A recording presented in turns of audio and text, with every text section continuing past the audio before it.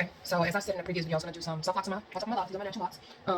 I maintain them by interlocking, but right now we're going to do a protective style over them. And the main thing with protective style is you want to protect your locks. And the way that I found was the best way to put them on was to braid the full lock onto it. So I take that loop and I just open it up enough to get my fingers in it, like this. I take a lock. I do have a little pomade on it, but not too much to where it's like overbearing. It's going to leave residue and all that, but just enough to leave shine. Like the ones on the back. And just put it on there, and then I just braid down.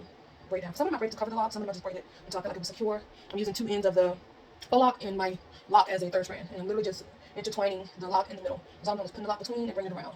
You know, pretty much how you do a braid, just moving that middle braid, keeping the faux locks on the side, if you will. So both the side pieces are still faux locks. Just so when I go to wrap, it stays inside. You pretty much do that all the way down the locks if my locks are short. If your locks are longer, you don't have to. And if your locks are thicker, this kind of helps with it too, because it kind of blends it into the thickness of the faux lock. So I'm going to do the next lock. Okay, both faux locks are braided on, as you see they're braided. And now we're going to use some Afro kinky hair that's pre-stretched, just this much to wrap the lock with. So I pretty much take the one out. And you can either put it on with a crochet hook, like loop this through the base of the lock and loop the hair through and then wrap it, or you can just wrap it on. For the first lock, I'm going to literally just wrap it on. And then for the next one, I'm going to show you the difference if you use crochet hook. So I'm going to take this length here, the short length, and hold it taut. Like right here, it's going to hold it. And it don't matter what direction you wrap it, just make sure you wrap it to where you're not unraveling. And I take the lock and I wrap it like 3 or 4 times around the base. 2, 3, 4, and then I looser than what I just wrapped, but not too loose to where it's unraveling, but not too tight to where it's stiff. So it's kind of like, as I'm moving down, I want to focus on covering up that loop part there.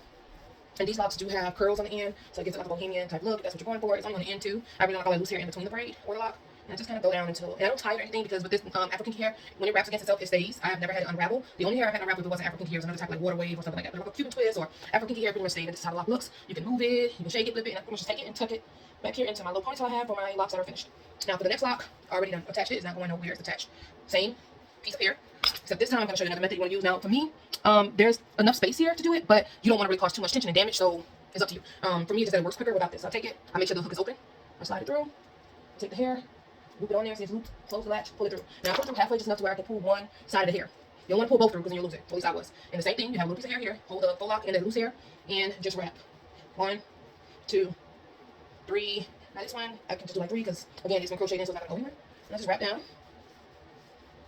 making sure I'm covering. And mind you, I'm doing all this without a mirror. I did the whole back without a mirror because my hair is in locks, so it's already separated, already parted. I just literally put a lock on top of a lock.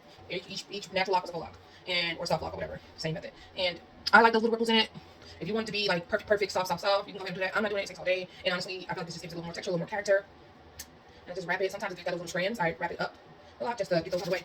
And then you can roll it too if you want to make sure it's there. But that's how the lock looks. Not too much thicker than the actual full lock. You don't want to be all fat at the top, and then when you get out here skinny. This just keeps it all together.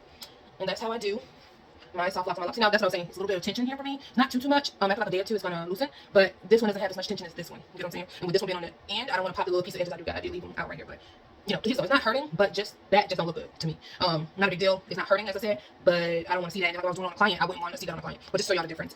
In it. Choice is yours. And that's how I do it. I'll come back.